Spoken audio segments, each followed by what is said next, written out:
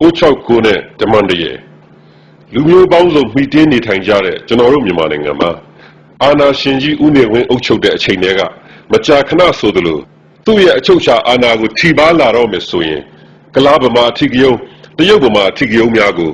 ထွက်ပေါက်ဖြစ်ဖန်တီးလေးရှိတတ်တာကိုအားလုံးသိပြီးကြမှာဖြစ်ပါတယ်။အဲ့လိုနဲ့မိစာကုံစီခန်းတော့မဲ့သူ့အာဏာအတွက်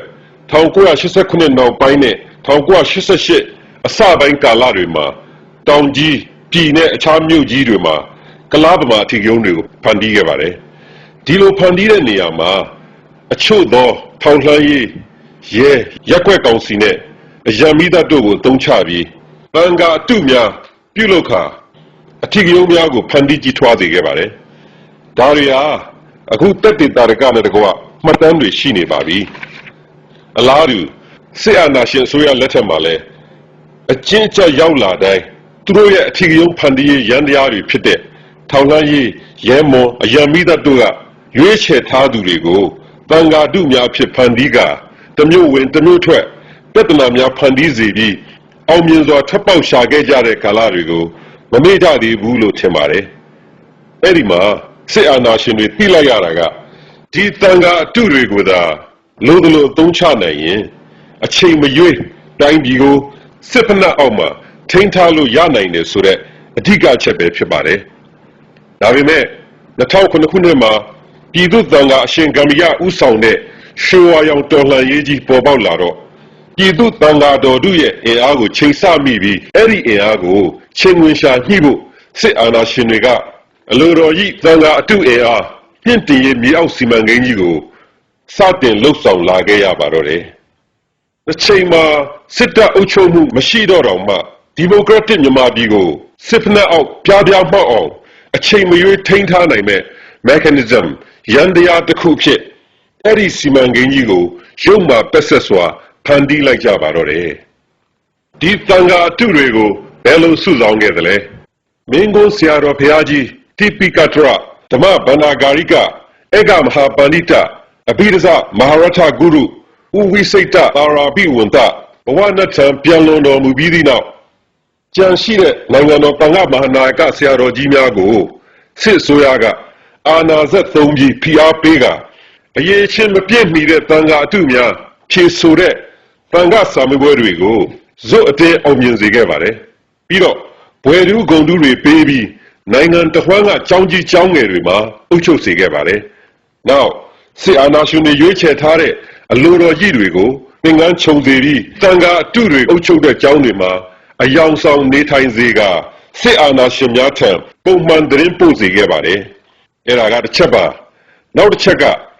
ဦးနေဝင်းလက်ထက်တပ်ထွက်စစ်မှုထမ်းဟောင်းတွေကိုဦးစားပေးခန့်ခဲ့တဲ့စက်ရုံအလုပ်ရုံတွေကိုအခုအာဏာရှင်သားသမီးတွေပိုင်ဆိုင်ပြီးနောက်ပိုင်းမှာတပ်ထွက်ခန့်ဝန်ထမ်းဟောင်းများအတွက်လက်လက်နေရာတွေနည်းလာတော့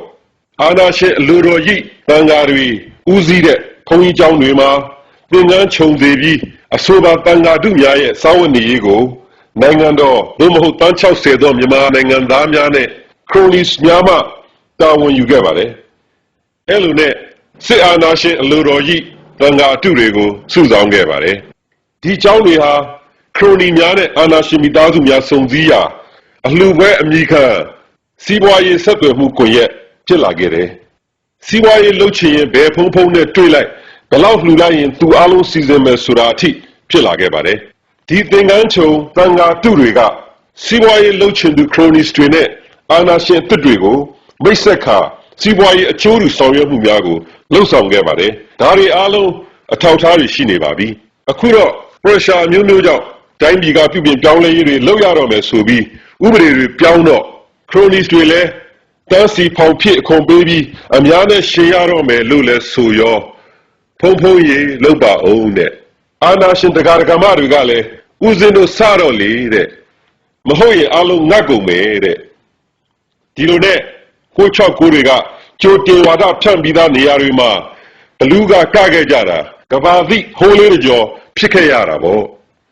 2009ခုနှစ်ရွှေဝါရောင်တော်လှန်ရေးလုပ်ပြီးလမ်းပေါ်ထွက်မြစ်တာပုခဲ့တဲ့တန်ခါတော်တွေကိုတနက်နဲ့ပြစ်ရေကားနဲ့ကျိတ်ခေါင်းရိုက်ခွဲစစ်ဖက်နဲ့စောင့်ကံပြီးဗုဒ္ဓဘာသာယဟန်တွေကိုစော်ကားနေတဲ့အချိန်မှာအပယ်လားရင်လားရပါစီတော့ သာသနာတော်ကိုကာကွယ်သွားပါမယ်ဆိုတဲ့669ကန္တဝါစကတန်ခါကွန်ရက်ကဘယ်ရောက်နေလဲ2009ခုနှစ်နော်ဒါက669ဂိုင်းက1998ထဲကပေါ်နေတာသာသနာကိုကာကွယ်မဲ့တန်ခါတွေဆိုတန်ခါညီနောင်တွေဖျားသားတော်တွေရုပ်ပြက်ဆင်းပြက်စစ်ဖက်အောက်မှာအလူလဲခံနေရချိန်မှာသာသနာကိုကာကွယ်မဲ့669တွေဘယ်ရောက်နေလဲအမတမစိတ်ဝင်စားစရာကောင်းတဲ့အချက်တစ်ချက်ဖြစ်မနေဘူးလား669ဟာ1998ခုနှစ်မှာမြန်မာနိုင်ငံသာသနာရေးဝန်ကြီးဌာနမှာညွှန်ကြားရေးမှူးလုပ်ခဲ့တဲ့ဦးကျော်လွင်ခေါ်နှစ်ဖက်ချွန်ကျော်လွင်ဆိုသူကစတင်တည်ထောင်ခဲ့တဲ့ label အမှတ်တရတစ်ခုဖြစ်ပါတယ်စစ်အာဏာရှင်အစိုးရတစ္ဆာကံသာသနာတော်ထိန်းချုပ်ရေးမှူးကြီးဦးကျော်လွင်ကမြန်မာနိုင်ငံရဲ့ဗုဒ္ဓသာသနာရာဇဝင်မှာမရှိခဲ့တဲ့အယူဝါဒဇိုးတွေကိုသီရိလင်္ကာနိုင်ငံမှာရှိတဲ့ BBS ခေါ်ဘိုဒူဘာလာစီနာအကျန်းဖက်အစွန်းရောက်ဗုဒ္ဓဘာသာဂိုင်းကြီးမှပုံတူကူချပြီးမြန်မာနိုင်ငံရဲ့လှည့်ကွက်တွေမှာအသုံးပြုရန်ရည်ရွယ်ဖွဲ့စည်းခဲ့တဲ့မြေအောက်ဂိုင်းတစ်ခုသာဖြစ်ပါတယ်ယခုအချိန်ထိမြန်မာနိုင်ငံပြည်ထရေးနဲ့သာသနာရေးဝန်ကြီးဌာနမှာတရားဝင်မှတ်ပုံတင်ထားခြင်းမရှိတဲ့တရားမဝင်မြေအောက်ဂိုင်းတစ်ခုသာဖြစ်ပါတယ်အဆိုပါဂိုင်းကိုအကောင့်ထဲပေါ်ထူထောင်ရမှာတော့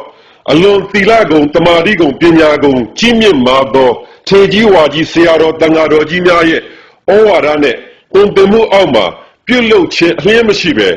ဦးကျော်လွင်၏ဩဇာကံမော်လမြိုင်ခြေဆိုင်ကန္တဝါစကဆရာတော်များကိုရက်ခေါ်တန်ဃာတော်တစုကိုအသုံးချကအကောင့်ထဲပေါ်ခဲ့ပါတယ်669ဂိုင်းကိုနိုင်ငံတော်တန်ခါမဟာနာယကဖွဲ့ကြီးက၎င်းရွှေဝါရောင်တန်ဃာတော်များကဲ့သို့ပြည်သူအကျိုးဆောင်တန်ဃာတော်များမှ၎င်းတရားဝင်ထောက်ခံတည်ပြုခြင်းကိုယနေ့တိုင်မတွေ့ရသေးပါဓမ္မစကြာ24ပစ္စည်းနောက်ခံတဲ့အရဟံဆိုတာကိုမြမဗုဒ္ဓဘာသာရဲ့သင်္ကေတအဖြစ်နှစ်ရာပေါင်းများစွာကတည်းကသုံးလာခဲ့ကြတဲ့မြမဗုဒ္ဓဘာသာဝင်တွေအတွက်669နဲ့အိန္ဒိယအစိုးရရုံးတံဆိပ်ကိုမြမဗုဒ္ဓဘာသာသင်္ကေတအဖြစ်သုံးရမယ်ဆိုတာတရားပါမလားဒါကြောင့်မြန်မာပြည်မှာမိတင်းနေထိုင်ကြတဲ့ဗုဒ္ဓဘာသာမြန်မာအားလုံးတိုင်းပြည်သိက္ခာနဲ့ဗုဒ္ဓဘာသာရဲ့ဂုဏ်သိက္ခာကိုစောင့်ထိန်းကြစေခြင်းပါတယ်အရဟံကိုပြစ်ပယ်ပြီးစစ်အာဏာရှင်တွေတီထွင်ထားတဲ့အကြမ်းဖက်ဂိုင်းတစိတ်တွေကိုမသုံးမိကြဖို့ထောင်ချောက်တွေကိုမြင့်တက်ဖို့အထူးအရေးကြီးနေပါတယ်ပြီးတော့မိမိကိုယ်ဝယ်တဲ့တန်ခါဟာဝီနီးနဲ့ညီမညီဆန်းစစ်ပြီးအတုအစစ်ခွဲခြားပြီးမှသာကိုယ်ဝယ်သင့်ပါတယ်ဖွတ်ထွက်မှချတောင်ဖို့မှန်းသိတာမဖြစ်စေလိုပါမြမပြည်ရှိဗုဒ္ဓဘာသာဝင်သူတော်စင်ပေါင်းမြတ်ရှင်ဗုဒ္ဓဟောကြားခဲ့တဲ့တရားတော်များကိုနှလုံးသွင်းပြီးသရဝါအပေါင်းပေါ်မှာမေတ္တာတရားထားနိုင်ကြပါစေကြောင်းတင်ပြလိုက်ရပါတယ်လူချင်းချင်းနှိပ်စက်ခြင်းကင်းရှင်းကြပါစေ